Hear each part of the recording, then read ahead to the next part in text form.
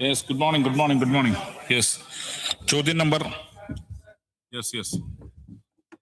Sir, ഞങ്ങൾ നേരത്തെ ഈ സഭാ സമ്മേളനം തുടങ്ങിയപ്പോൾ തന്നെ ശബരിമല സ്വർണ്ണക്കൊള്ളയുമായി ബന്ധപ്പെട്ട് ബഹുമാനപ്പെട്ട ദേവസ്വം മന്ത്രി രാജിവെക്കണമെന്നും മുഖ്യമന്ത്രിയുടെ ഓഫീസിന്റെ സമ്മർദ്ദം SITയുടെ മീതെ ഉണ്ടാകരുതെന്നും ആവശ്യപ്പെട്ടുകൊണ്ട് ഞങ്ങൾ നിയമസഭയ്ക്കകത്തും പുറത്തും സമരമാണ്. ഞങ്ങൾ ആ സമരം തുടരുകയാണ്.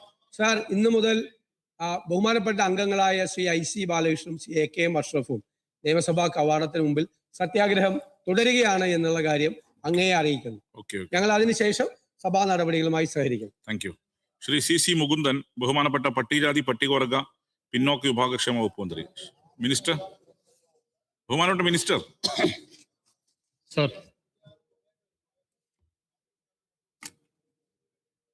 നവകേരള നിർമ്മിതിയിൽ പട്ടികവർഗ വിഭാഗങ്ങളെ കൂടി ചേർത്ത് നിർത്തുന്നതിനായി വിദ്യാഭ്യാസം, ആരോഗ്യം, അടിസ്ഥാന സൗകര്യ വികസനം, സാംസ്കാരിക വൈകൃത സംരക്ഷണം, നിയമപരിരക്ഷ എന്നീ മേഖലകളിൽ വിവിധ ക്ഷേമ പ്രവർത്തനങ്ങളാണ് വകുപ്പുകൾ നടത്തിവരുന്നത്. നിലവിൽ വകുപ്പുകൾ നടത്തിവരുന്ന പദ്ധതികൾക്ക് പുറമെ ഈ സർക്കാർ അധികാരത്തിൽ വന്നതിനു ശേഷം നിരവധി നൂതനങ്ങളായിട്ടുള്ള പദ്ധതികൾ ഏറ്റെടുത്ത് നടപ്പാക്കി വരുന്നു.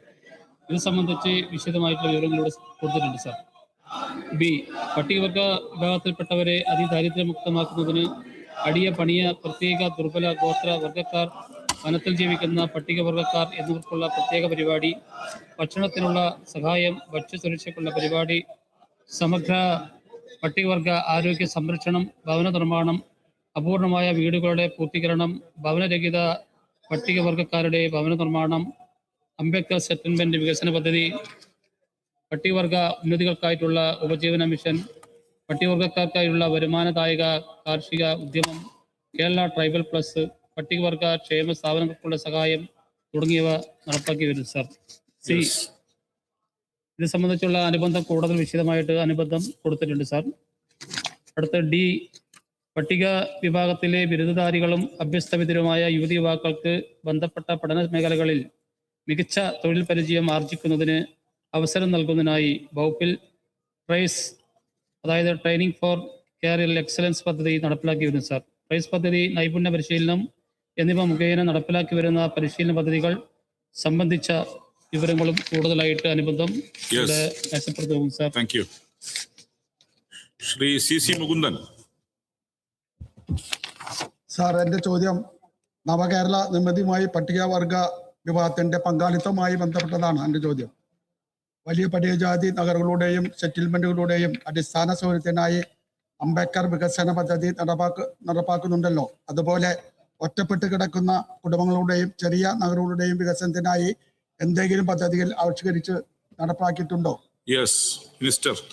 സാർ, നമ്മുടെ ഈ പട്ടികജാതി പട്ടികവർഗ വിഭാഗത്തിന്റെ 25ഓളം വരുന്ന വീടുകൾ ഉൾപ്പെടുന്ന ഉന്നതികളിലെ അടിസ്ഥാന സൗകര്യം മെച്ചപ്പെടുത്തുന്നതിന് വേണ്ടിയിട്ട് അംബേദ്കർ സെറ്റിൽമെന്റ് പദ്ധതി 1 കോടി രൂപ അനുവദിച്ചുകൊണ്ട് നമ്മൾ നടപ്പാക്കി വരുന്നുണ്ട്. ഒരു സാമ്പത്തിക വർഷം പട്ടികജാതി വകുപ്പിൽ 50 യൂണിറ്റുകളും പട്ടികവർഗ വകുപ്പിൽ 50 യൂണിറ്റുകളുമായിട്ട് നടപ്പാക്കി വരുന്നു. അതിന് പുറമെ ഇവിടെ MLA സൂചിപ്പിച്ചതുപോലെ 25-ൽ താഴെ ഗുണഭോക്താക്കളുള്ള ഉന്നതികളിൽ, ഇപ്പോൾ 15-ന് താഴെയുള്ള ഉന്നതികളിൽ പ്രത്യേക ഒരു ഘടകപതിയായിട്ട് ഒരു പദ്ധതി കൂടി, ഐശ്വര്യ ഗ്രാമം എന്ന ഒരു പദ്ധതി കൂടി ആവിഷ്കരിച്ച് നടപ്പാക്കുന്നതിന് വേണ്ടി ഈ വർഷം ആരംഭിക്കാൻ കുറിച്ചിട്ടുണ്ട്. Sir, yes, second question. Sir, പട്ടികജാതി വർഗ വിഭാഗങ്ങൾ സമൂഹത്തിൽ നേരിടുന്ന വെല്ലുവിളികളും ചൂഷണങ്ങളും ഫലപ്രദമായി തടയുന്നതിനും തുല്യ സ്വതന്ത്രവും അവകാശങ്ങളും ഉറപ്പുവരുത്തുന്നതിന് കഴിഞ്ഞിട്ടുണ്ടോ? Yes, minister. സാർ, അത്തരം കാര്യങ്ങൾ, ഒറ്റപ്പെട്ട വിഷയങ്ങൾ സർക്കാരിൻ്റെയും വകുപ്പിൻ്റെയും ശ്രദ്ധയിൽ വളരാറുണ്ട്. സാർ, അത്തരം അവസരങ്ങളിലൊക്കെ തന്നെ വകുപ്പും ഗവൺമെന്റും ക്രിയാത്മകമായിട്ടുള്ള നടപടി നിലവിൽ സ്വീകരിച്ചു വരുന്നുണ്ട്. Shri V Sasi. Sir, minister. വനാവകാശ നിയമപ്രകാരം എത്ര കുടുംബങ്ങൾക്ക് കൈവകാശ രേഖയും ഭൂമി പട്ടയവും വനഭൂമിക്കുള്ള അവകാശ രേഖയും നൽകി എന്ന് വ്യക്തമാക്കാം? Yes, minister. സാർ, നമ്മൾ ഈ സർക്കാർ അധികാരത്തിൽ വന്നതിന് ശേഷം ഒട്ടനവധി കുടുംബങ്ങൾക്ക് നമ്മളിപ്പം ഭൂമി കൊടുക്കുന്നതിന് വേണ്ടിയിട്ടുള്ള നടപടി നമ്മൾ സ്വീകരിച്ചു വരുന്നുണ്ട്. അതുപ്രകാരം വനാവകാശ പ്രകാരം 3126 കുടുംബങ്ങൾക്ക് 4224.55 ഏക്കർ ഭൂമിക്ക് കൈവശ രേഖയും 27 കുടുംബങ്ങൾക്ക് 20.98 ഏക്കർ റവന്യൂ ഭൂമിയും പട്ടയവും 718 കുടുംബങ്ങൾക്കായി 243.80 ഏക്കർ നിക്ഷിപ്ത വനഭൂമിക്കുള്ള കൈവശ രേഖയും നൽകി.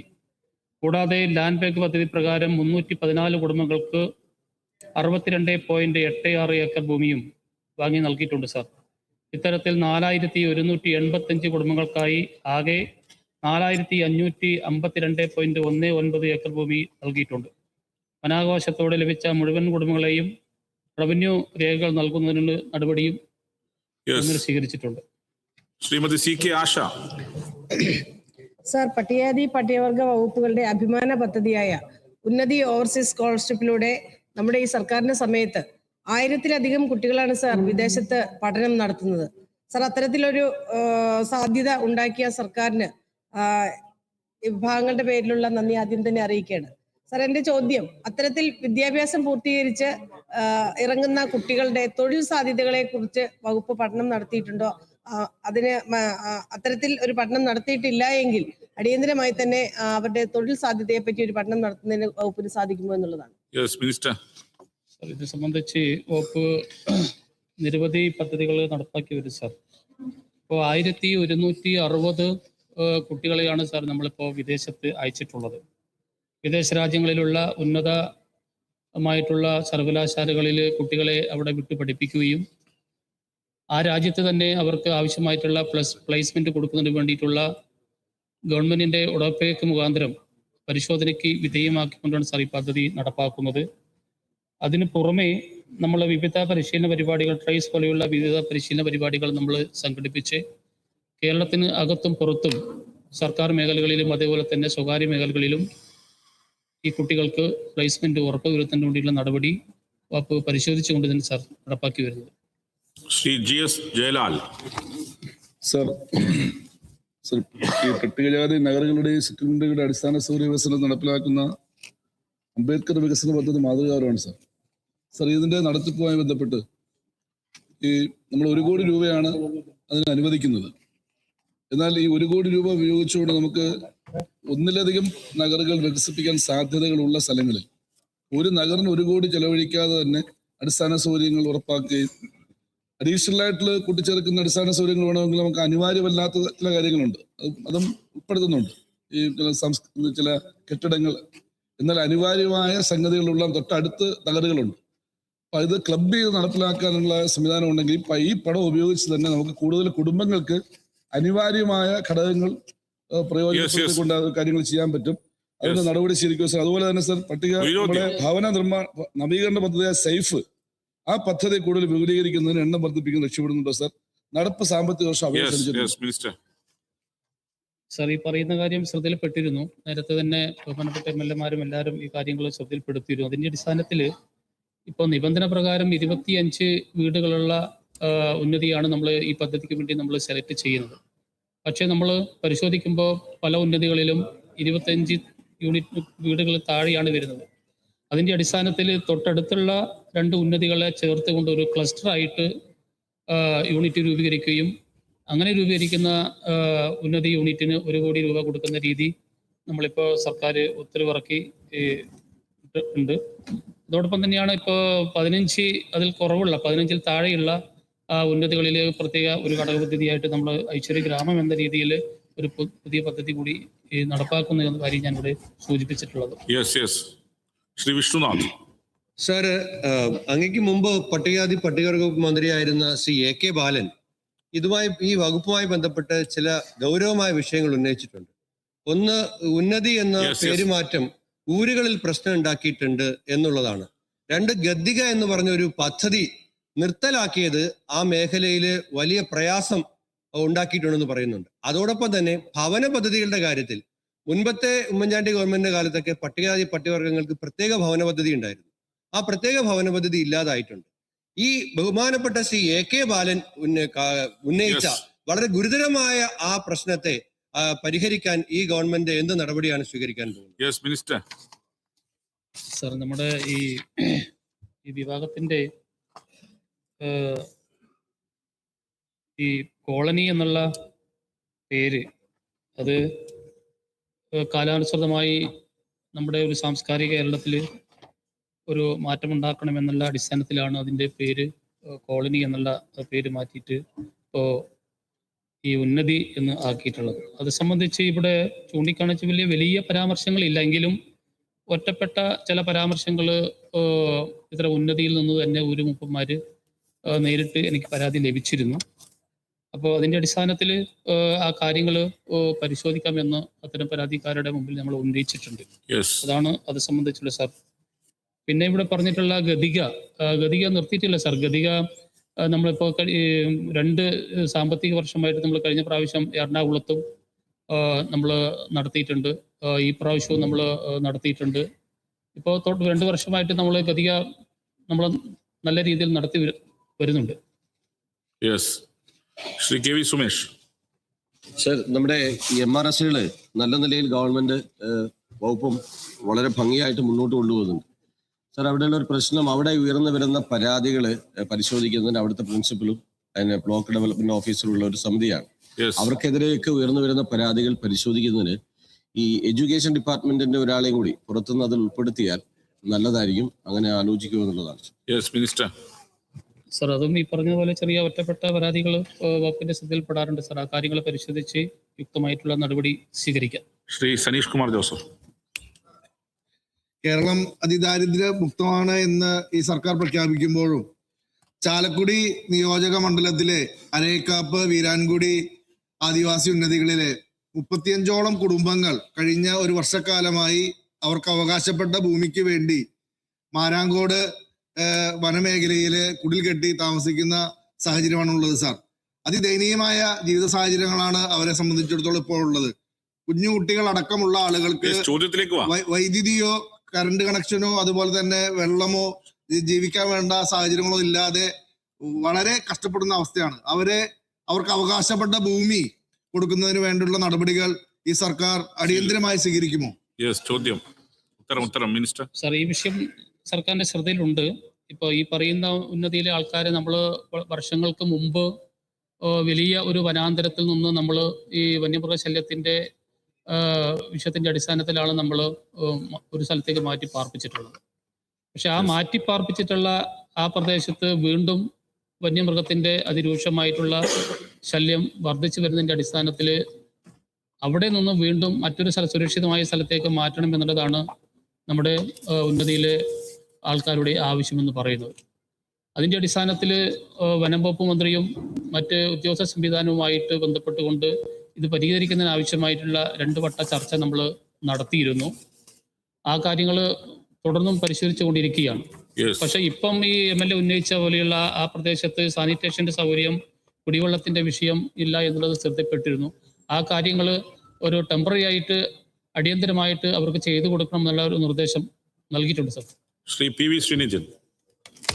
സർ, കോർപ്പസ് ഫണ്ടുകളുടെ ഉപയോഗവുമായി ബന്ധപ്പെട്ട് ഇപ്പൊ നിലവിൽ 2014 സർക്കുലറാണ് നിലവിലുള്ളത്.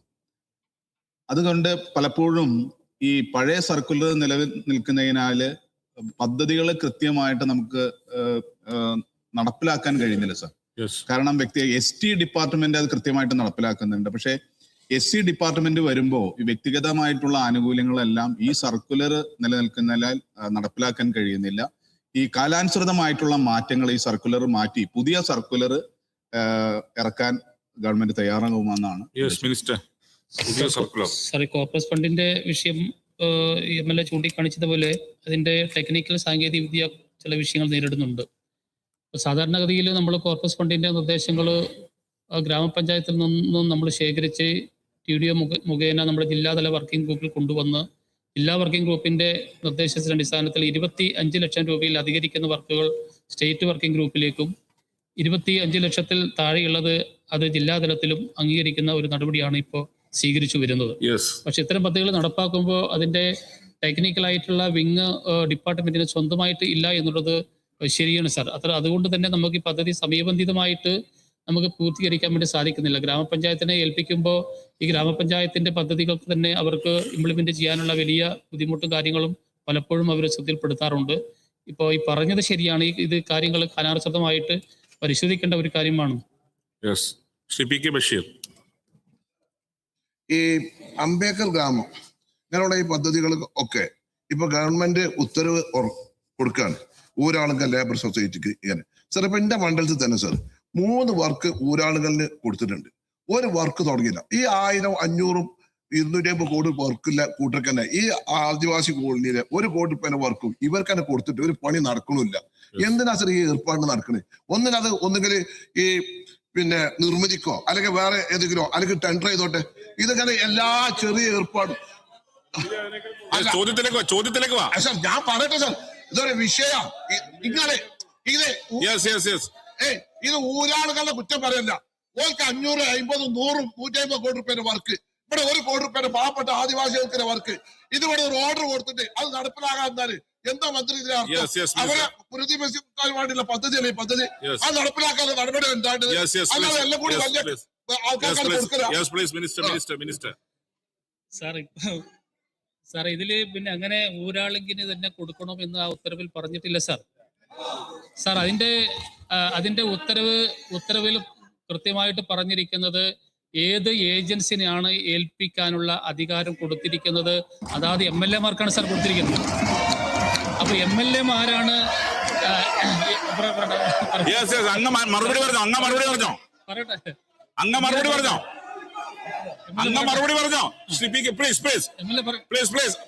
ബഹുമാനപ്പെട്ട മന്ത്രി പറഞ്ഞോ.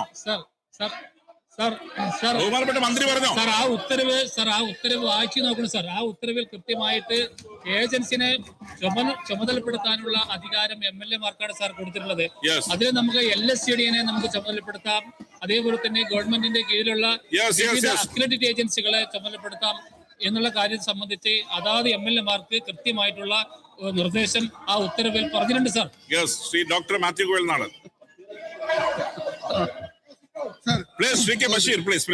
സാർ ഞാനിത് ചോദിക്കാൻ കാരണം ഞാൻ കഴിഞ്ഞ ദിവസം ഒരു ദളിത് സംഘടനയുടെ മീറ്റിംഗിൽ പോയപ്പോൾ അവർ പറഞ്ഞൊരു കാര്യമാണ്.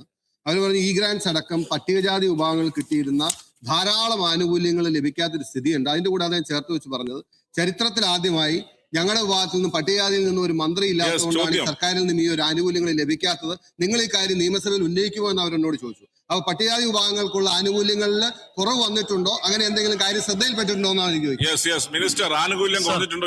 സാർ ഈയിടയ്ക്ക് ചില പത്രമാധ്യമങ്ങളിൽ ചില തെറ്റായിട്ടുള്ള വാർത്തകൾ വന്നു സാർ. അതിന്റെ അടിസ്ഥാനത്തിലായിരിക്കാം ഒരുപക്ഷെ MLA സൂചിപ്പിക്കുന്നത്. പക്ഷെ വകുപ്പും ഗവൺമെന്റ് പരിശോധിച്ചു സാർ. 2026 ജനുവരി വരെയുള്ള എല്ലാ തരത്തിലുള്ള ലംസം ഗ്രാന്റും സ്കോളർഷിപ്പും ഈ കാലയളവിൽ നമുക്ക് കൊടുക്കുന്നതിന് വേണ്ടി സാധിച്ചിട്ടുണ്ട്.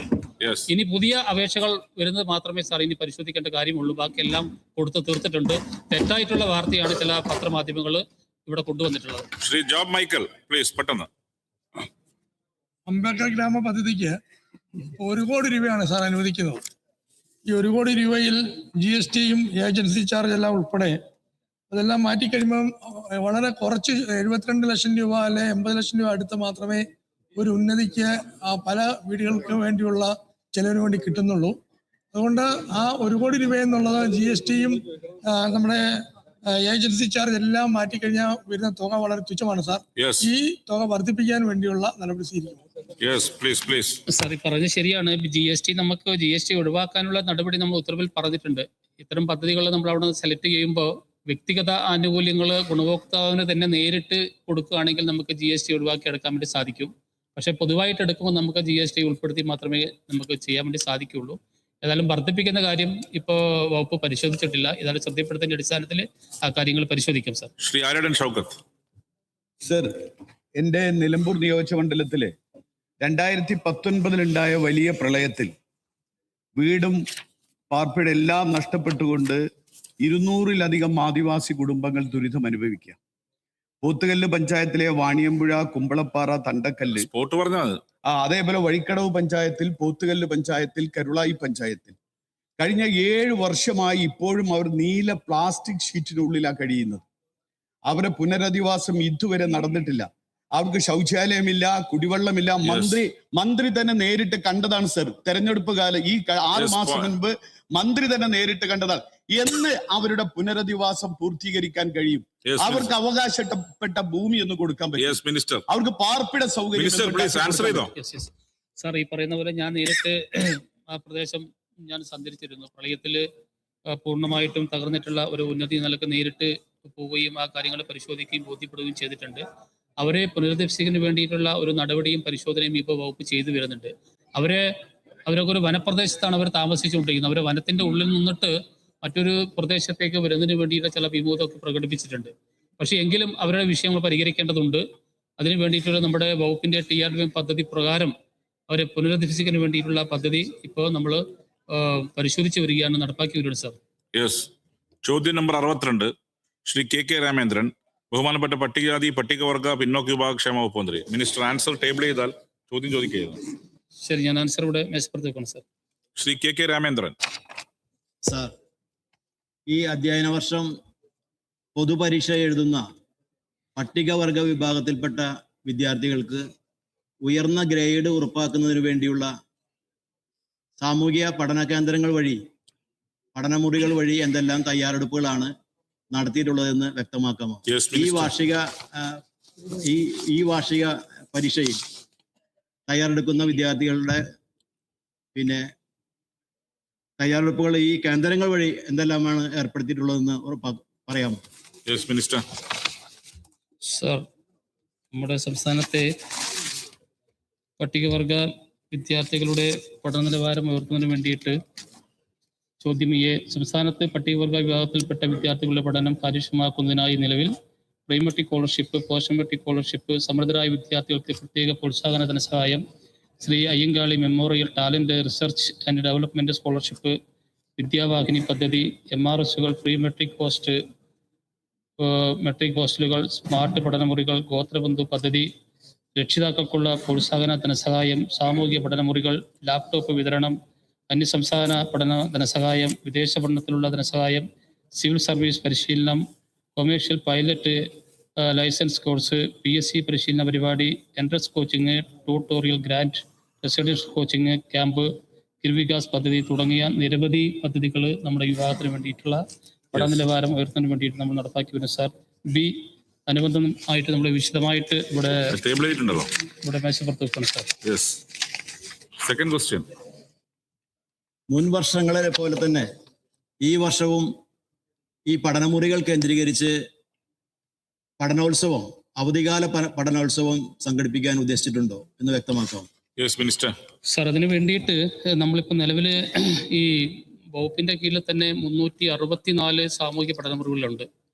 ആ സാമൂഹിക പഠനമുറിയിൽ പ്രത്യേകമായിട്ടുള്ള ക്യാമ്പുകൾ സംഘടിപ്പിച്ച് ഈ പരീക്ഷയ്ക്ക് വേണ്ടിയുള്ള സജ്ജീകരണങ്ങളാണ് ഒന്ന് നടത്തി വരുന്നത്. രണ്ടാമത്, ഇപ്പോൾ നമ്മൾ 10ാം ക്ലാസ്സിലും +1ലും +2ലുമുള്ള കുട്ടികൾക്ക് നമുക്ക് ഹൈസ്കൂൾ +2 തലത്തിൽ തന്നെ പ്രത്യേക ഈ പരീക്ഷ കാലയളവിൽ പ്രത്യേക കോച്ചിങ് നമ്മൾ എല്ലാ വർഷവും നമ്മൾ നടത്തി വരാറുണ്ട്. ഈ വർഷവും നമ്മൾ ആ രീതിയിൽ തന്നെ ക്യാമ്പുകൾ സംഘടിപ്പിച്ച് കുട്ടികളെ 100% വിജയിപ്പിക്കുന്നതിന് വേണ്ടിയിട്ടുള്ള നടപടി ആരംഭിച്ചിട്ടുണ്ട് sir. Yes. Babu Nenmara. Sir, ഉന്നതികളുടെ ഉന്നതി മാത്രമല്ല, സാമൂഹ്യ പുരോഗതിയിൽ വലിയ പങ്കുവഹിക്കേണ്ട പട്ടികജാതി പട്ടികവർഗ വിഭാഗത്തിലെ വരും തലമുറയെ വാർത്തെടുക്കാൻ വിദ്യാഭ്യാസ മേഖലയിൽ ഉന്നതമായ പഠനത്തിന് അർഹതപ്പെട്ടവരെ തിരഞ്ഞെടുക്കുകയും അവർക്ക് ആവശ്യമായ പഠന സൗകര്യം ഒരുക്കിയ വകുപ്പ് മന്ത്രിയെയും ഗവൺമെന്റിനെയും ഞാൻ അഭിനന്ദിക്കുന്നു. സാർ, എൻ്റെ ചോദ്യം ഇതാണ്: പട്ടികവർഗ വിദ്യാർത്ഥികൾക്കായി പുതുതായി ആരംഭിച്ച സ്മാർട്ട് പഠനമുറി പദ്ധതി പ്രകാരം ലഭിക്കുന്ന സാമ്പത്തിക സഹായം എത്രയാണ്? ഇത് അനുവദിക്കുന്നതിനുള്ള ചെയ്യുന്നതിനും മാനദണ്ഡങ്ങൾ എന്തെല്ലാമാണെന്ന് വ്യക്തമാക്കാമോ? എത്ര പേർക്ക് പദ്ധതിയുടെ ആനുകൂല്യം ലഭിച്ചു എന്നതും വ്യക്തമാക്കാമോ? സാർ, നമ്മൾ സാമൂഹിക പഠനമുറി നമ്മൾ ആരംഭിച്ചിട്ട് കുറച്ച് വർഷങ്ങളായി സാർ. ഒരു യൂണിറ്റിന് നമ്മൾ 2.5 ലക്ഷം രൂപയാണ് ഇപ്പോൾ നിലവിൽ അനുവദിച്ചു കൊണ്ടിരിക്കുന്നത്. അതിന് പുറമെയാണ് സൂചിപ്പിക്കുന്ന ഒരു സ്മാർട്ട് പഠനമുറി കൂടി പുതിയതായിട്ട് നമ്മൾ ആരംഭിച്ചിട്ടുണ്ട്. അതായത് നമ്മുടെ സ്വന്തം വീടുകളിൽ പഠിക്കാൻ സൗകര്യമില്ലാത്ത ചില വീടുകളുണ്ട്. അപ്പോൾ പ്രത്യേകമായിട്ടുള്ള ഒരു റൂം സജ്ജീകരിച്ച് അതിൽ ടേബിൾ, കസേര, ഇൻ്റർനെറ്റ് കണക്ഷൻ, ഫോൺ, ഇങ്ങനെയുള്ള എല്ലാ കാര്യങ്ങളും സജ്ജീകരിച്ചുകൊണ്ട് കുട്ടിക്ക് ഇരുന്ന് പഠിക്കാൻ ആവശ്യമായിട്ടുള്ള ഒരു സംവിധാനം എന്ന നിലയ്ക്കാണ് നമ്മൾ പഠനമുറി ആരംഭിച്ചിട്ടുള്ളത്. ഇപ്പോൾ 5000-ലധികം പഠനമുറി നടപ്പാക്കുന്നതിന് വേണ്ടിയിട്ടാണ് നമ്മളിപ്പോൾ ശ്രമിച്ചുകൊണ്ടിരിക്കുന്നത്. ഇതിലെൻ്റെ മാനദണ്ഡം എന്ന് പറയുന്നത് സർക്കാർ സർവീസിൽ ജോലി ചെയ്യുന്ന അതിന് പുറമെയുള്ള നമ്മുടെ രക്ഷിതാക്കളുടെ മക്കളെയാണ് ഇത്തരം കാര്യങ്ങൾക്ക് വേണ്ടിയിട്ട് നമ്മൾ തിരഞ്ഞെടുക്കുന്നത്. അതുപോലെ തന്നെ വിധവകളായിട്ടുള്ള സഹോദരിമാരുടെ കുട്ടികൾക്ക് നമ്മൾ മുൻഗണന കൊടുക്കുന്നുണ്ട്. വരുമാന പരിധി നമ്മൾ നിശ്ചയിച്ചിട്ട് നമ്മൾ മാനദണ്ഡം നിശ്ചയിച്ചിട്ടുണ്ട്. ഈ രീതിയിലാണ് നമ്മൾ ഒരു കുട്ടിയെ ഗുണഭോക്താവായിട്ട് ഈ പദ്ധതിക്ക് വേണ്ടിയിട്ട് നമ്മൾ തിരഞ്ഞെടുക്കുന്നത്. ശ്രീ PT റഹീം ചുമതലപ്പെടുത്തിയ പ്രകാരം ശ്രീ സച്ചിൻ ദേവ്. സർ, വിദേശ സർവകലാശാലകളിൽ ഉപരിപഠനത്തിന് പോകുന്ന പട്ടികവർഗ വിദ്യാർത്ഥികൾക്കായി നാളിതുവരെ എത്ര പേർക്കാണ് ധനസഹായം നൽകിയിട്ടുള്ളത്? ഒരാൾക്ക് പരമാവധി എത്ര തുകയാണ് ഈ പദ്ധതി പ്രകാരം നൽകുന്നത്? സർ, നേരത്തെ ഞാൻ സൂചിപ്പിച്ചു സർ, ടോട്ടൽ SC ST വിഭാഗത്തിൽ രണ്ടും കൂടി ചേർന്നിട്ട് 1160 കുട്ടികൾക്കാണ് നമ്മൾ ഇപ്പോൾ വിദേശത്ത് വിട്ടിരിക്കുന്നത്. ഒരു കുട്ടിക്ക് 25 ലക്ഷം രൂപയാണ് കൊടുക്കുന്നത്. പട്ടികവർഗ വിഭാഗത്തിൽ മാത്രമായിട്ട് 81 കുട്ടികളാണ് സാർ വിദേശത്ത് പോയിട്ടുള്ളത്. ശ്രീ സ്റ്റീഫൻ. സർ, നമ്മുടെ MRSകളുടെ പ്രവർത്തനം, മോഡൽ റെസിഡൻഷ്യൽ സ്കൂളുകളുടെ പ്രവർത്തനം പട്ടികവർഗ വിദ്യാർത്ഥികളുടെ പഠന നിലവാരം മെച്ചപ്പെടുത്തുന്നതിന് വേണ്ടി സർക്കാർ ആവിഷ്കരിച്ച ഒരു പ്രത്യേക പദ്ധതിയാണ്. എൻ്റെ മണ്ഡലത്തിലെ കുറ്റിച്ചൽ മോഡൽ റെസിഡൻഷ്യൽ സ്കൂളിൻ്റെ നിർമ്മാണ പ്രവർത്തനങ്ങൾ ഇപ്പോൾ തടസ്സപ്പെട്ടിരിക്കുകയാണ്. അതിന് കാരണം കിഫ്ബി മുഖേനയാണ് ആ പദ്ധതി നടപ്പിലാക്കുന്നത്. ഭരണാനുമതിയുടെ കാലാവധി കഴിഞ്ഞു എന്നുള്ള കാരണത്താൽ ആ സ്കൂളിൻ്റെ നിർമ്മാണ പ്രവർത്തനങ്ങൾ തടസ്സം നേരിട്ടിരിക്കുകയാണ്. ഇത് പരിഹരിക്കുന്നതിന് വേണ്ടിയുള്ള നടപടികൾ വകുപ്പിന്റെ ഭാഗത്തുനിന്ന് അടിയന്തരമായി സ്വീകരിക്കാൻ വേണ്ടി കഴിയുമോ എന്നുള്ളതാണ്. സാർ, ഇക്കാര്യം ശ്രദ്ധപ്പെട്ടിരുന്നു. കുറ്റിക്കൽ അവിടെ ഒരു MRS ഹോസ്റ്റൽ കെട്ടിടം ഒരു വാടക കെട്ടിടത്തിലാണ് ഇപ്പോൾ നിലവിൽ പ്രവർത്തിച്ചുകൊണ്ടിരിക്കുന്നത്. അപ്പോൾ അതിന് സ്ഥിരമായിട്ടുള്ള ഒരു കെട്ടിടം വേണമെന്നുള്ളത് ഒരു ആവശ്യമാണ്. അതേപോലെ തന്നെ അവിടുത്തെ പ്രദേശവാസികൾ ആ ഹോസ്റ്റൽ മറ്റൊരു സ്ഥലത്തേക്ക് മാറ്റാൻ വേണ്ടി പാടില്ല, അവിടെ തന്നെ വേണമെന്നുള്ള കാര്യത്തിൽ ഉറച്ചു നിൽക്കുന്നുണ്ട്. അതിൻ്റെ അടിസ്ഥാനത്തിലാണ് പുതിയ കെട്ടിടം നിർമ്മിക്കുന്നതിന് വേണ്ടിയിട്ട് നമ്മൾ കിഫ്ബിയിൽ ഈ പദ്ധതി വിഭാവനം ചെയ്തിട്ടുള്ളത്. ചില സാങ്കേതിക കാരണങ്ങളാൽ അത് മുടങ്ങി നിൽക്കുന്നുണ്ട്. ആ കാര്യങ്ങളിൽ വകുപ്പ് ഇടപെട്ട് പരിശോധിക്കും സാർ. പ്രൊഫസർ ആബിദ് ഹുസൈൻ തങ്ങൾ. ഓരോ ജില്ലയിലും വ്യത്യസ്ത ഗോത്ര വിഭാഗങ്ങളാണ് ഉണ്ടാവുക. അവരൊക്കെ വ്യത്യസ്ത ഭാഷകളും ഉപഭാഷകളുമാണ് സംസാരിക്കുകയും ചെയ്യുന്നത്. എല്ലാ ഭാഷകളിലും ഉപഭാഷകളിലും അവർക്ക് പാഠപുസ്തകങ്ങൾ ഉണ്ടാകുന്നുണ്ടോ എന്നത് സംശയമുണ്ട്. അതോടൊപ്പം തന്നെ അതിനാവശ്യമായ പരിശീലനം ലഭിച്ച അധ്യാപകർ, മെന്റർ ടീച്ചർമാർക്കും ഈ പഠിപ്പിക്കുന്നതിന് വേണ്ടിയുള്ള ആവശ്യമായ പരിശീലനം ലഭിക്കാത്തതിന്റെ പ്രയാസം ഈ പിന്നോക്ക വിഭാഗത്തിൽപ്പെട്ട ആദിവാസി വിഭാഗത്തിൽപ്പെട്ട വിദ്യാർത്ഥികളുടെ പഠന നിലവാരം ഉയർത്തുന്നതിൽ പ്രയാസം ഉണ്ടാക്കുന്നുണ്ട്. അപ്പൊ അത് പരിഹരിക്കാൻ ആവശ്യമായ നടപടി ഉണ്ടാകുമോ എന്നാണ് ചോദ്യം. സാർ, ഈ കാര്യം സർക്കാരിന്റെ 2016 തന്നെ ശ്രദ്ധയിൽപ്പെട്ടിരുന്നു. അതിന്റെ അടിസ്ഥാനത്തിലാണ് ഈ ഗവൺമെന്റ് ഗോത്രബന്ധു പദ്ധതിക്ക് രൂപം കൊടുത്തിട്ടുള്ളത് സാർ. ആ ഗോത്രബന്ധു പദ്ധതി പ്രകാരം നമ്മുടെ വയനാട് ജില്ല, മലപ്പുറം ജില്ല, പാലക്കാട് ജില്ല എന്നീ 3 ജില്ലകളിലാണ് നമ്മൾ ഈ പദ്ധതി ഇപ്പോൾ നടപ്പാക്കി വരുന്നത്. അതായത് അവരുടെ തനത് ഭാഷയിൽ പറഞ്ഞെങ്കിൽ മാത്രമേ കുട്ടികൾക്ക് 1ാം ക്ലാസ്സിലും 2ാം ക്ലാസ്സിലും കാര്യങ്ങൾ മനസ്സിലാവൂ എന്നുള്ളത് കൊണ്ട് അത്തരം ഭാഷകൾ അറിയാവുന്ന ഉദ്യോഗാർത്ഥികളെ ഇപ്പോൾ 326 മെന്റർ ടീച്ചർമാരെ നമ്മൾ ഈ വയനാട്, പാലക്കാട്, മലപ്പുറം ജില്ലകളിലായിട്ട് നമ്മൾ തിരഞ്ഞെടുക്കുകയും അവരെ വെച്ചുകൊണ്ട് ഇത്തരം മനസ്സിലാവാത്ത കാര്യങ്ങൾ കുട്ടികൾക്ക് പകർന്നു കൊടുത്തുകൊണ്ടുള്ള ഒരു വിദ്യാഭ്യാസ പുരോഗതിയാണ് ഇപ്പം ഈ ഭാഷ സംബന്ധിച്ച് നടപ്പാക്കിക്കൊണ്ടിരിക്കുന്നത്. ശ്രീ സജീവ് ജോസഫ്. കുട്ടികളുടെ പഠനത്തിന് വേണ്ടി ഏറ്റവും അനിവാര്യമായ കാര്യമാണ് കമ്പ്യൂട്ടറിന്റെ ഉപകരണങ്ങളുടെ ലഭ്യത. സർ, ഏറെ ആദിവാസി കുട്ടികൾ പഠിക്കുന്ന സ്കൂളുകളിൽ അതിനാവശ്യമായ സൗകര്യങ്ങളില്ല, ഉപകരണങ്ങളില്ല എന്നുള്ള ഒരു വിഷയം വളരെ ഗൗരവമാണ്. MLA ഫണ്ടിൽ നിന്നുമൊക്കെ കുറെ കൊടുക്കാൻ സാധിക്കുന്നുണ്ടെങ്കിലും ഡിപ്പാർട്ട്മെന്റിന്റെ ഒരു പ്രത്യേകമായ ഒരു പദ്ധതി ഇതിനാവശ്യമാണെന്ന് തോന്നുകയാണ്. അതുപോലെ ഈ കൂടുതൽ കുട്ടികൾ പഠിക്കുന്ന ST വിഭാഗത്തിലെ കുട്ടികൾ പഠിക്കുന്ന സ്കൂളുകളിൽ അതിന് ആവശ്യമായ, അവർക്ക് ആവശ്യമായ ഉപകരണങ്ങൾ ഉറപ്പുവരുത്തുന്ന ഒരു പ്രത്യേക സ്കീം അതിനുവേണ്ടി നടപ്പിലാക്കാൻ സാധിക്കുമോ? സർ, നമ്മുടെ ഈ 2 വകുപ്പിലും കൂടിയായിട്ട് ഉന്നത വിദ്യാഭ്യാസത്തിന് പഠിക്കുന്ന കുട്ടികൾക്ക് നമ്മൾ നിലവിലിപ്പോൾ ലാപ്ടോപ്പ് വിതരണം ചെയ്യുന്ന പദ്ധതി ഇപ്പോൾ കുറച്ച് വർഷങ്ങളായിട്ട് ഗവൺമെന്റ് നടപ്പാക്കി വരുന്നു സാർ. അത്തരം അപേക്ഷകൾ ലഭിക്കുന്ന മുറയ്ക്ക് എല്ലാ കുട്ടികൾക്കും ഈ ഉന്നത വിദ്യാഭ്യാസത്തിന് ഈ ലാപ്ടോപ്പ് വളരെ നിർബന്ധിതമാണ് സാർ. ആ കാര്യങ്ങൾ മനസ്സിലാക്കി ഈ പദ്ധതി ഇപ്പോൾ ഏറ്റവും നല്ല രീതിയിൽ നമ്മുടെ വകുപ്പും ഗവൺമെന്റും നടപ്പാക്കി വരുന്നുണ്ട്. ശ്രീ പ്രേംകുമാർ. പട്ടികജാതി മേഖലയിൽ വിദ്യാർത്ഥികളുടെ പഠനത്തോടൊപ്പം അവരുടെ കായിക അഭിരുചിയെ, തൊഴിൽ രീതിയൊക്കെ നല്ല നിലയിൽ പ്രയോജനപ്പെടുത്താൻ കഴിയുന്നതാണ് ITIകൾ. ഒറ്റപ്പാലത്ത്, പാലപ്പുറത്ത് ഉൾപ്പെടെ ഈ സർക്കാരിന്റെ കാലത്ത് വലിയ ഭൗതിക സാഹചര്യമാണ് പട്ടികജാതി വകുപ്പിന് കീഴിലുള്ള ITIകളുടെ എല്ലാം പ്രവർത്തനത്തിനായിട്ട് നീക്കിവെച്ചത്. എന്നാൽ അവിടെ ആധുനിക രീതിയിലുള്ള കോഴ്സുകൾ ആരംഭിക്കാനും ആ നിലയിൽ ആ വിഭാഗത്തിൽപ്പെടുന്ന കുട്ടികൾക്ക് കൂടുതൽ സൗകര്യം ഉറപ്പുവരുത്താനും ആവശ്യമായിട്ടുള്ള നടപടി സ്വീകരിക്കുമോ എന്നുള്ളതാണ് ചോദ്യം.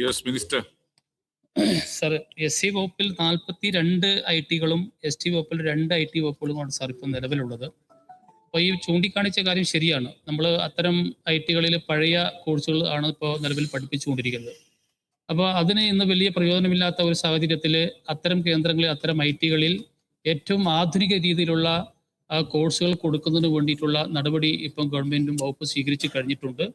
അപ്പോൾ